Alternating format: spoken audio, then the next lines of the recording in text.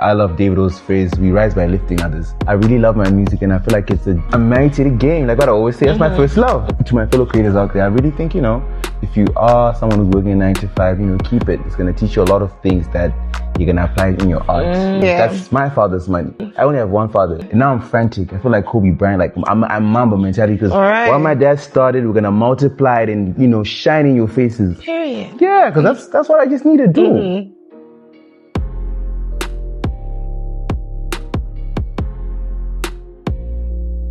Hey sis, and welcome back to the podcast. I am your host, Charmaine Sibusiso, and this is Hey Sis, brought to you by She Is Sustenance. If you are listening on podcast platforms, make sure that you subscribe, leave a review and a 5-star rating so that other creatives can get to hear today's episode. And if you are watching on YouTube, make sure that you click the subscribe button, hit the notification bell, leave a comment and share this content. Don't forget to follow us on Instagram as well as TikTok at She Is Sustenance. Screenshot this episode, screen record this episode if there's something that you felt would resonate with your audience and tag us. So you guys are not hearing this as the first episode, but today is technically the first episode that I'm filming. And so we're going to have a little catch up session before we get to today's guest. I feel like I want to sit in the moment with you guys, because it's taken a really long time for me to get here. I have harbored and kept this vision for almost 5 years. I got it during COVID, and for me to be able to actually walk it out and talk it out is such a blessing. It's exciting. I was kind of nervous this morning.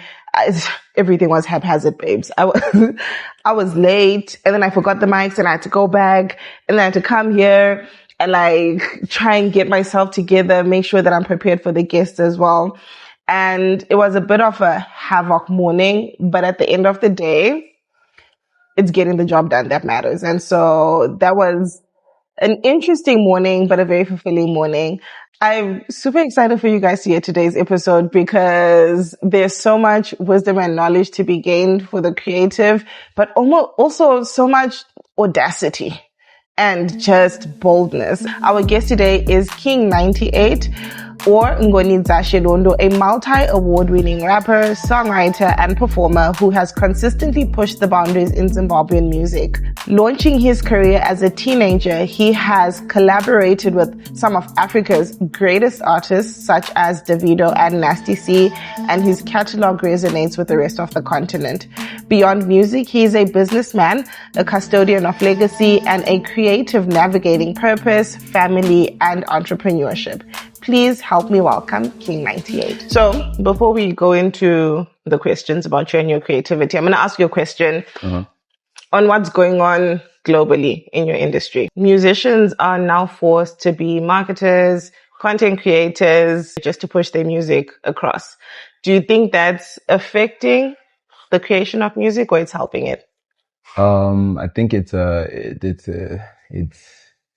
it's a very interesting topic, but I feel like maybe with the shift that's going on right now currently, as a musician, you might need to be out of your comfort zone as compared to before, whereby musicians were much more mysterious. They had their own space. So it's just the times and you just have to evolve, but obviously I do encourage a lot of musicians to really be in forefront of marketing because, you are a moving business. So if you are a great marketer, it's an added advantage. So I'd say try and just get out your comfort zone. But obviously, I would love it for us to be back in an era whereby artists can be mysterious. They can have this wow to them.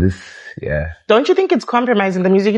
TikTok and Instagram are literally 15 seconds, 30 seconds, and then you find a really popular song that sounds good for 30 seconds. And then you listen to the whole song and you're like, oh, it's actually not that great. It does. Yeah. Even the way I consume music nowadays is difficult because you have to make a sound. There has to be a challenge. The song has to trend on TikTok. And I really feel like, when I was with Zil's but that time whereby you just had MTV base, whereby you had to see Drake over and on MTV and it just felt so nice to just see it. Actually consume the music. But now it's flooded everywhere and, it does frustrate a lot. It does. Yeah.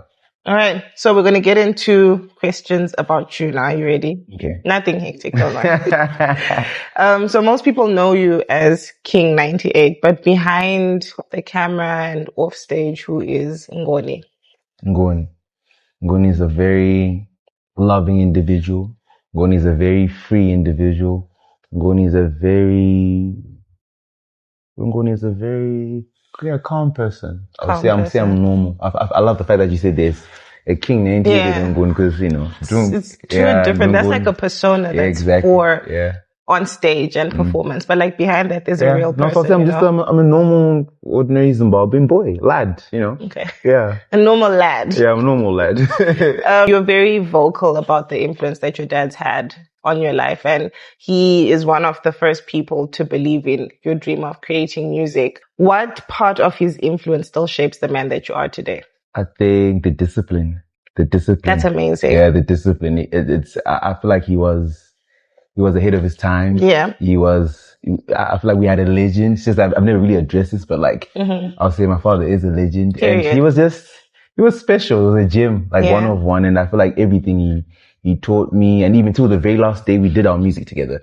Oh, wow. So even when I would travel, he would be with me and everything. And I feel like even him not being there, I've continued to just live within everything you want me to do. It's like a book. Just read your book. Everything he had is written there. Just follow suit. So yeah, I think my dad gave me a manual of life. How awesome is that? Because, when it comes to the stereotypical African parent, they don't really support music and stuff. It's like, go be a doctor and a lawyer. Yeah. How affirming was that for you to know that like your dad supported something that wasn't normal to society at the time? I feel like it only comes from God. It's purpose, it's destiny, and it's special.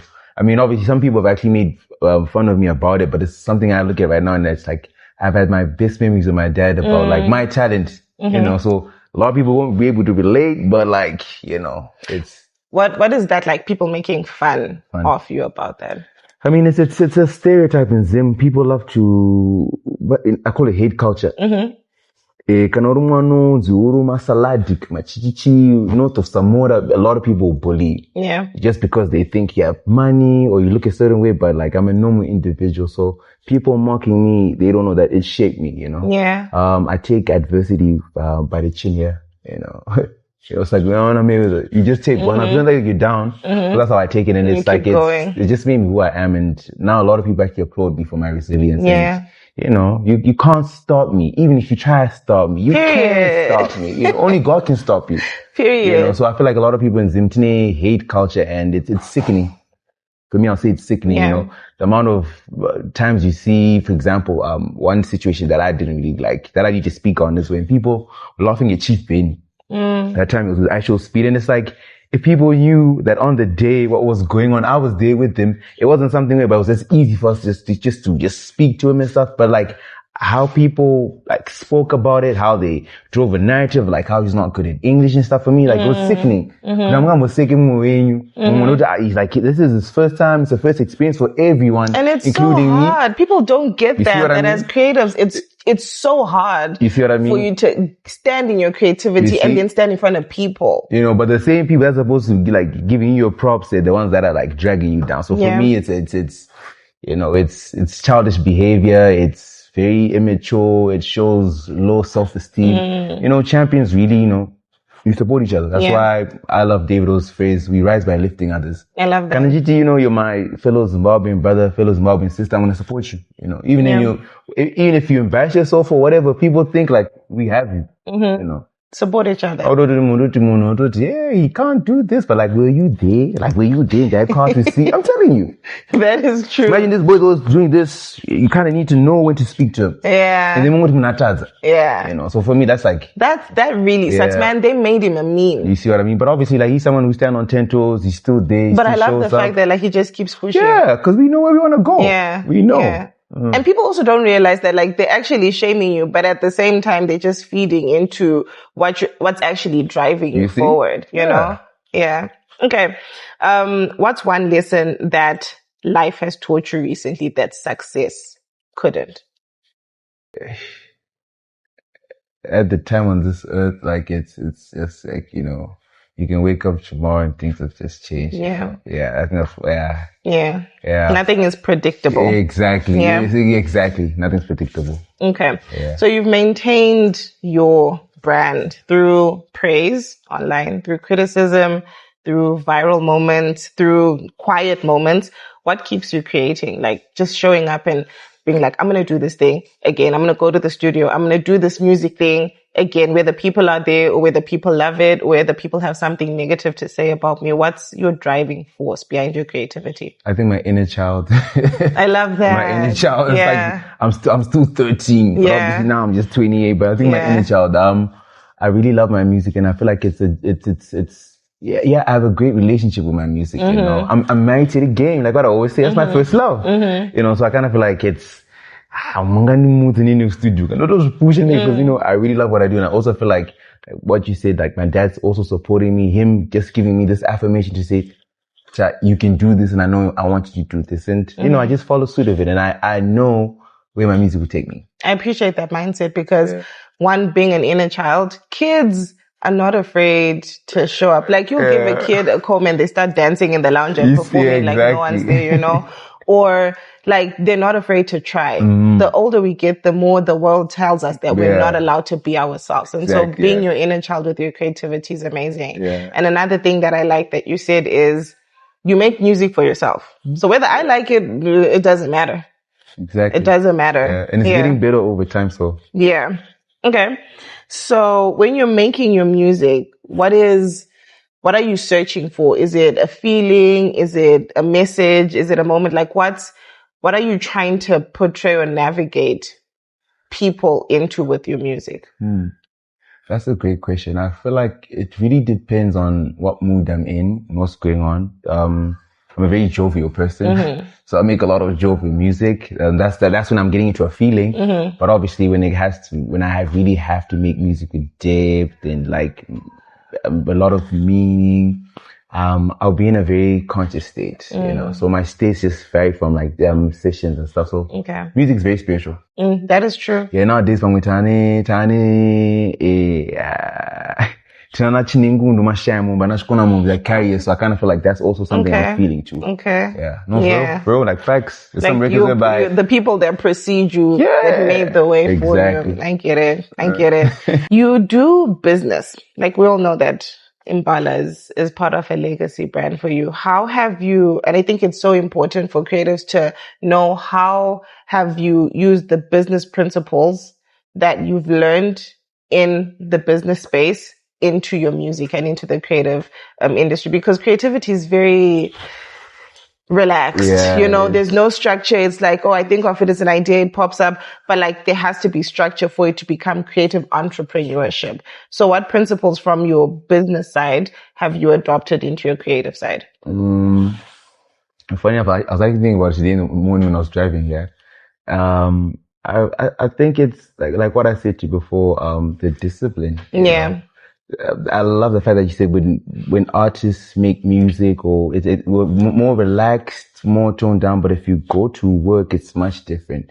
So I feel like when it comes to work, there's a lot of discipline that's there, there's a lot of hard work that's there, and you have to be selfless too, because you're working with a lot of different individuals. So I'll say to my fellow creators out there, I really think, you know, if you are someone who's working 9 to 5, you know, keep it. It's going to teach you a lot of things that you can apply in your art. You know, that's one thing. And before I never used to want to go to work because I thought, you know, I'm an artist. But the minute I started to go to work, everything changed for my music. Because now I have time to, you know, differentiate. Like when I'm working, I'm working. When I'm in studio, but I just keep the same image. You know, my team in Nashing them, you know, we keep the same image because we represent a big company. So when you're there, you have to act a certain way and you do things a certain way. It then helps in the creative space. That's amazing. So there's a conversation that's actually going on online right now in South Africa. There's an influencer who said that she's leaving content creation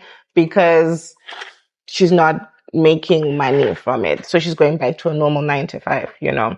And I think that's because, like you said, that there's no structure when people are creating. Because creativity is a lucrative business. That's why some of the highest paid people are actors and musicians and just people that create entertainment. Because it's lucrative, but it's only lucrative if you have structure in that thing. And so I think those are great principles that you've picked up from your business. You are a legacy child, and there's a lot of respect from people that have understanding, because being able to carry someone else's dream that they started and maintain that in itself says a lot about you as a person. But then there's also people that just are jealous. I think it's jealousy. Yeah. I think it's jealousy that like, why do you have to have that and you have it easy? So you don't mean anything because you have it easy. What don't people understand about that? Like, okay, first and foremost, what's a father's obligation in life? You know, what's a father's obligation in life? To work hard and, even inheritance for his kids. You see what I mean? Yeah. And the minute I got to understand that, I look at it like, okay, mind my language, but like, you're foolish. Like, okay, so that's my dad's job. God. What am I supposed to do? Yeah. Like, rather give him his props. I'm also following in his footsteps, in his shoes. Like, why can't you commend me for that and say, he's pushing. What his dad started, he's following suit.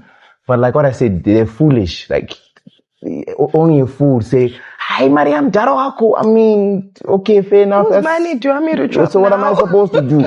And I'm also glad that my dad invested heavily in my music. Yeah. That's my father's money. I only have one father. Unfortunately, he's not there anymore. But like now I understand. I should have been so proud to say, you can't dim my life because my father's supporting. That's so weird, because there's so many unpresent fathers. When there's a present father, people are mad about it. No, like, yeah. That's what I'm doing. So for me, it's like, it's chin up, head up, and it also gives me a bit more umph to actually like to kill the job. Yeah. And now I'm frantic. I feel like Kobe Bryant, like I'm Mamba mentality, because while my dad started, we're gonna multiply it and shine in your faces. Period. Yeah, because that's what I just need to do. You have to honor your father by being the best version of yourself that you can be. Exactly. And utilizing the resources that he worked so hard to give you and multiplying them. Why not? Yeah, because of we don't listen to, Nepo, shut up.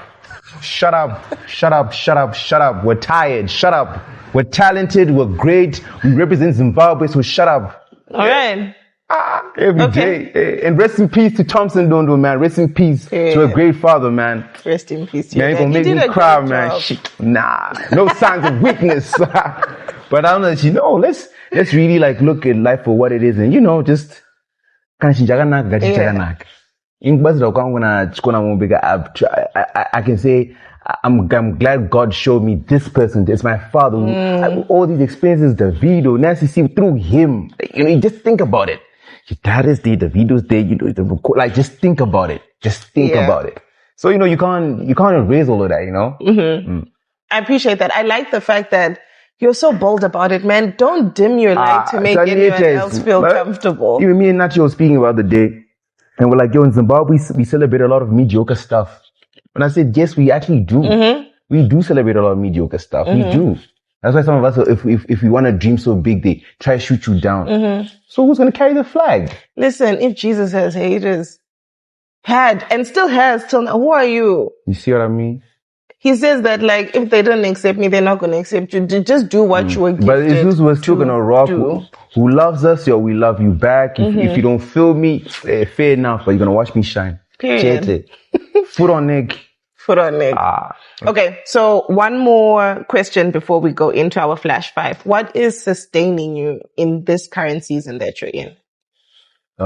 Sustaining me financially. Sustaining you in any capacity.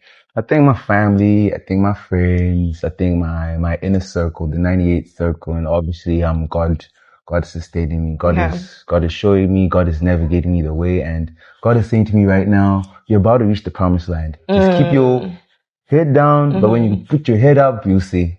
We'll wake up in Monaco. All right. Wake up in Monaco. Yeah. Okay, so flash five. Quick, easy, the first answer that comes to your mind. Okay. What habit that has changed your life? One habit that's changed your life.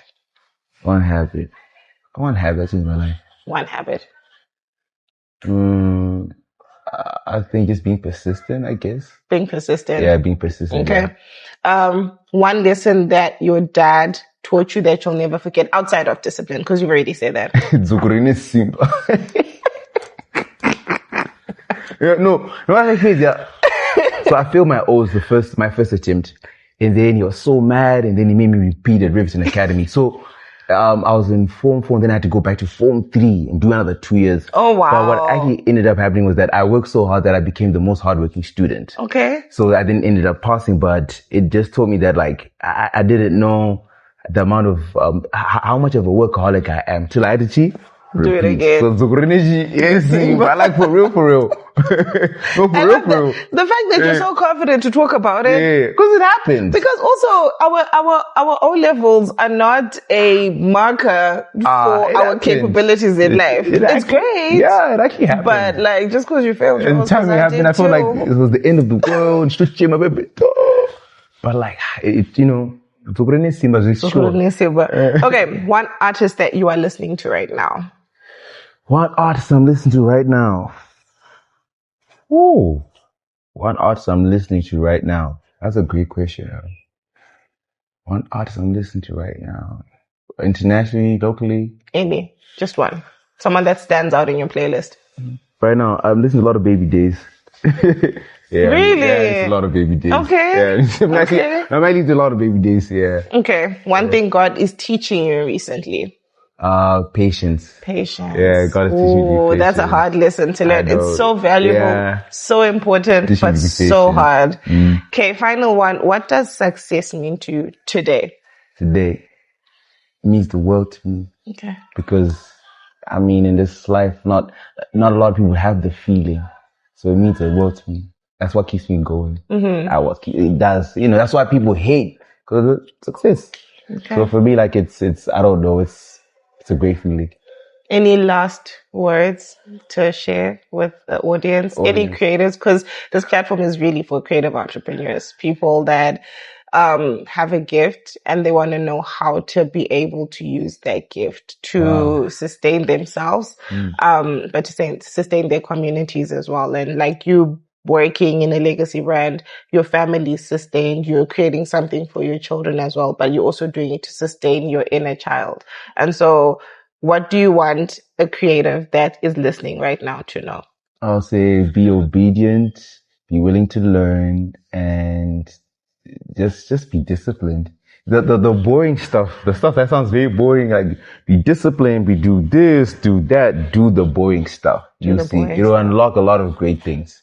Awesome. Thank you so much for coming. I appreciate it. So we reached the final segment of our podcast, and this is Manna Moment, where I just share with you guys an impartation, a revelation that I might have gotten, whether it's through studying or through living life, that God just revealed to me through scriptures. And so today we're going to be talking about obedience. If you look in the book of Samuel, specifically Samuel chapter 1, verse 15 and 22, Samuel tells Saul that obedience is better than sacrifice. And I don't quite understand that scripture properly until I've had to live it. It's a reminder to us that we have to learn to be obedient, because we try our best to almost like try and risk God, you know.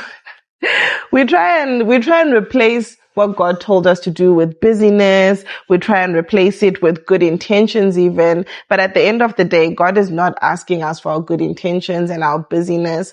He's asking us to be obedient. Jesus said in John 14, verse 15, that if you love me, you'll keep my commandments. And our expression of love to God is not doing good and giving to the poor and putting in our offering basket. And all of those things do show that you care about the kingdom. But essentially, what God wants us to show as an expression of love to him is obedience. When you obey, it's basically telling God that, like, I don't fully understand what we're doing, what's going on, but I trust you.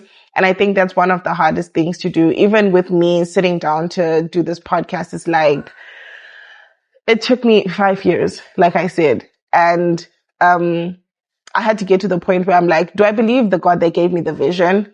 Or am I going to keep coming up with excuses like not being ready, not having enough money to film and all of that stuff? Like, when the time is right, the Lord will make it happen. But when he makes it happen, we have to learn to move as well. as you go on in your creative entrepreneurship journey, make sure that you're sensitive to actually hear what God is saying. And if He's asking you to be obedient, to do something, you may not have all the tools, you may not have even the strategy, but obedience is just taking a step forward in faith, knowing that if He called you to it, He will guide you through it.